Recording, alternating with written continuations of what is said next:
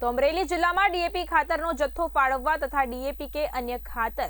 સાથે ફરજિયાત ફળવાતી વસ્તુ બંધ કરવા બાબતે વિપુલ દુધાત દ્વારા મુખ્યમંત્રીને પત્ર પાઠવાયું છે। જે પત્રમાં જણાવાયું છે કે આગામી સમયમાં ચોમાસાની ઋતુ શરૂ થવાની છે અને ખેડૂતો દ્વારા પાકની ફળદ્રુપતા માટે ચોમાસાની શરૂઆત પહેલા